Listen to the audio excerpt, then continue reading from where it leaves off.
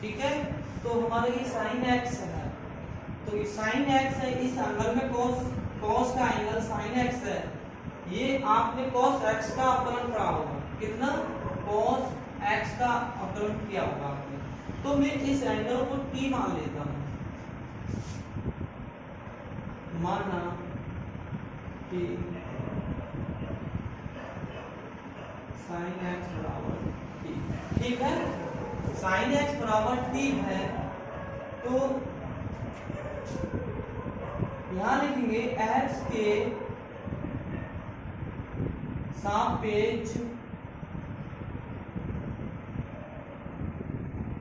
अवकलन करने पर, साइन एक्स का अवकलन होता है, आपने पढ़ा होगा कॉस एक्स, और ये हो जाएगा आपका डी टी बटे डी एक्स। जिस पार्ट को हम मानेंगे उस पार्ट का कभी अवकलन जीरो नहीं हो सकता, जिस पार्ट को मानेंगे वो D T upon D x हो जाएगा, ठीक है।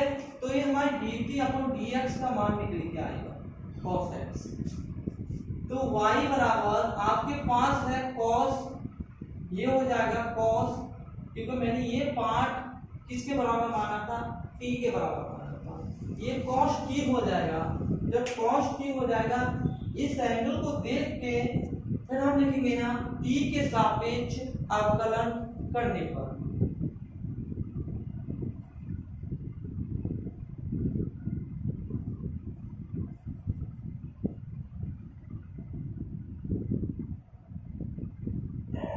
dy अपॉन dt और dt upon dt cos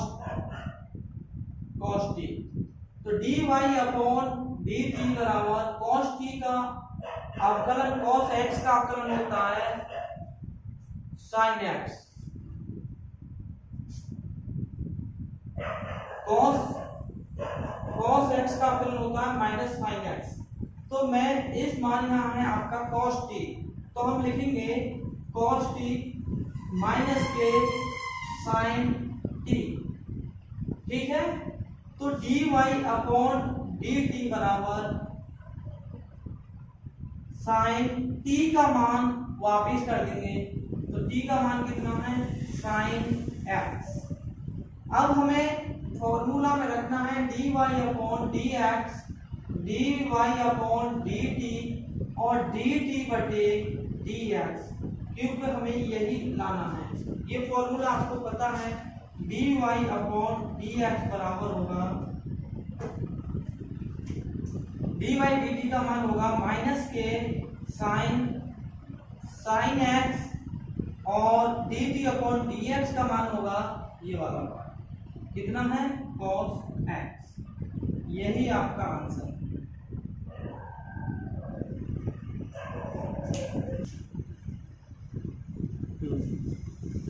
number 3, ये आपके नंबर तीसरा सवाल है, वही कंडीशन मानेंगे जैसे और सवालों में, दो सवालों में किया है।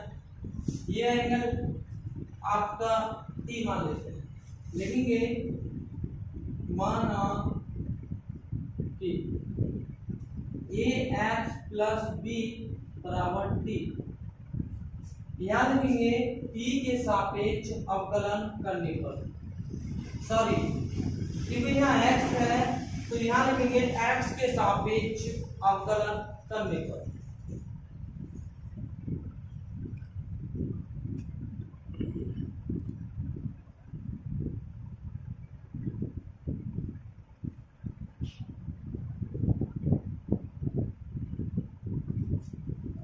ये पार्ट कांस्टेंट राशि है a, तो यहाँ लिखेंगे d अपॉन dx, ये x हो जाएगा, प्लस ये कांस्टेंट राशि तो इसका अवकलन 0 हो जाएगा, तो ये बराबर dt अपॉन dx हो जाएगा, ठीक है। अब यदि ये कांस्टेंट राशि है, x का अवकलन मैंने आपको पिछली क्लास में पढ़ा चुका हूँ, x का अवकलन 1 होता है और यहाँ a के बराबर आ जाएगा आपका dt अपॉन dx, ये पार्ट आ गया, ठीक है। अब यहाँ इस पार्ट में देखते हैं, मैंने y बराबर साइन ये किसके बराबर माना था, टी के बराबर है। ये हो गया आपका साइन टी, ठीक है। ये साइन टी हो गया, y बराबर टी के सापेक्ष अवकलन करने पर, तो dy अपॉन डी टी बराबर d अपॉन डी टी, ये हो जाएगा साइन टी, ठीक है।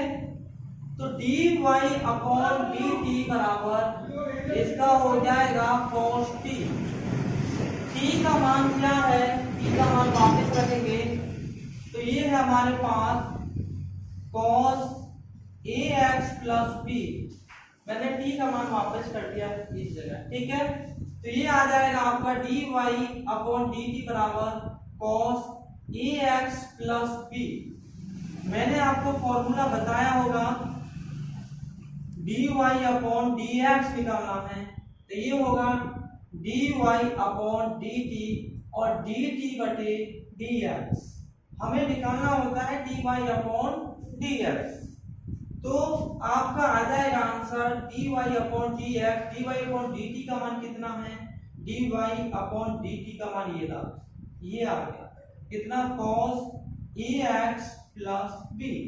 dt अपॉन dx का मान आ जाएगा a, क्योंकि ये गुणा हो जाएगा, सब गुणा में होते, तो dy अपॉन dx बराबर a cos ax plus b। तो आपकी कंडीशन आंसर यही होगा। चौथा सवाल, इस पार्ट को टी मानेंगे, लिखेंगे माना कि tan रूट एक्स बराबर टी। इस सवाल में थोड़ा सा ध्यान से देखना है और अच्छे से समझना है।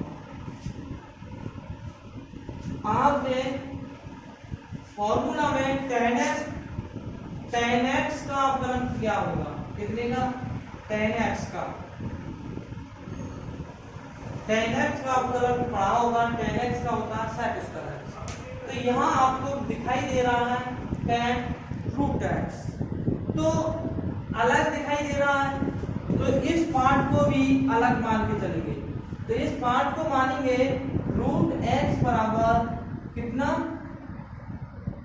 v मान लेते हैं, माना कि इसे v मान लेते हैं, तो ये हो जाएगा आपका tan v बराबर t, और ये आपका हो जाएगा y बराबर sec t। तो sec t हो जाएगा, सबसे पहले मैं इसका अवकलन करता हूं, और कंडीशन यहाँ पे भी चेंज हो गई। आपने x का अवकलन पढ़ा होगा, रूट x का भी अवकलन पढ़ रखा होगा। रूट x का अवकलन होता है 1/2 रूट x, और ये हो जाएगा dv बटे dt dx। आगे समझ में नहीं आया तो दोबारा से देखो, यहां लिखूंगा मैं x के सापेक्ष अवकलन करने पर, तो रूट x का अवकलन होता है 1/2 रूट x, ये हो जाएगा आपका dv बटे dt। यदि आपको नहीं पता होगा तो मैं लास्ट में रूट x का अवकलन करके बता दूंगा। पहले सवाल को देखो। अब tan x का अवकलन कितना होता है, यहां लिखेंगे v के सापेक्ष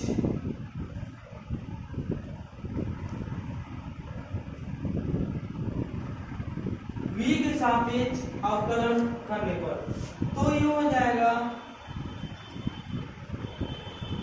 sec स्क्वायर v बराबर dt बटे dv। ठीक है, मैं v का मान वापस कर देता हूं, sec स्क्वायर v का मान अंडर रूट एक्स है, ये हो जाएगा अंडर रूट एक्स बराबर dt बटे dv। ठीक है, ये मान आ गया इसका। अब इस पार्ट पे ध्यान देते हैं, तो यहां देखेंगे एंगल, देखेंगे एंगल के हिसाब से t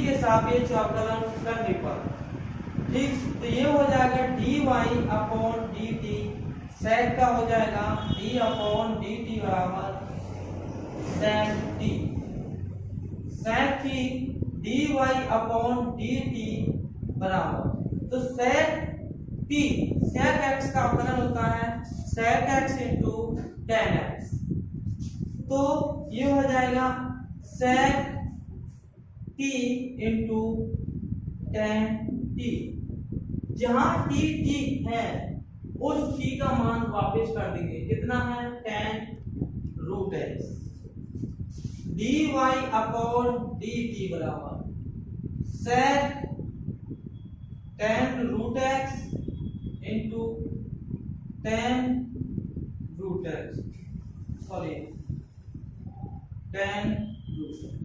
ठीक है, t का मान ये था, t की वैल्यू ये रख दी, t की वैल्यू ये रही, t की वैल्यू कितनी है tan रूट x। ठीक, अब हमें फॉर्मूला में आपको पता है dy अपॉन dx बराबर होता है dy अपॉन dt, और dt dv बटे dt, ये वाला dt बटे dv और dv बटे dx, यहाँ ये x आएगा, x के सापेक्ष कर है ना, dx हो जाएगा। ठीक है, तो इस पार्ट में, इस फॉर्मूला में हमें मान रख दे देने हैं dy अपॉन dx बराबर dy अपॉन dt का मान कितना, dy अपॉन dt का मान ये रहा sec tan root x into tan root x। ठीक है, dt upon dv, dt upon dv, dt upon dv, तो कितना आ जाएगा sec square root x, dv upon dx, dv upon dx कितना आ जाएगा 1 अपॉन 2 रूट x, यही आंसर है। जहां इसे फिर ऐसा भी लिख सकते हैं आप, इन सभी के बटे में लिख सकते हो 1 अपॉन 2 रूट x, तो ये आंसर आ जाएगा आपका इतना। तो मैंने आपको बताया था कि मैं आपको रूट x का अवकलन सवाल होने के बाद बताऊंगा। रूट x, तो रूट x का इधर देखो, रूट x का अवकलन होता है, रूट x का अवकलन होगा, जैसे मैं इस पार्ट को अंडर रूट को 1/2 मान लेता हूँ। ठीक है, यहाँ लिखेंगे x के सापेक्ष अवकलन करने पर, तो ये होगा d अपॉन dx बराबर x की पावर 1/2। फॉर्मूला तो आपको सभी पता हो, x की पावर n का फॉर्मूला क्या होता है, ये होता है n इंटू x की पावर n माइनस 1 होता है, सभी को पता है ना। तो ये 1/2 हो जाएगा x की पावर 1 अपॉन 2 माइनस 1। ठीक, तो ये हो जाएगा 1/2 x की पावर, ये 2 1 2 1, तो कितना बचेगा माइनस की 1/2 बचेगा। इस पार्ट को मैं नीचे लेके आता हूँ, ये पार्ट में नीचे ले आया, तो ये पावर किसकी हो जाएगी, प्लस की हो जाएगी। फिर जब किसी संख्या को ऊपर ले जाएंगे उसकी पावर यदि माइनस की होगी तो प्लस में होगी, प्लस की होगी तो माइनस में होगी, तो ये 1/2 हो जाएगी। 1/2 का मतलब आपको पता है रूट होता। ठीक है, सीख गए होंगे मेरे प्यारे बच्चों, रूट x का अवकलन कितना होता है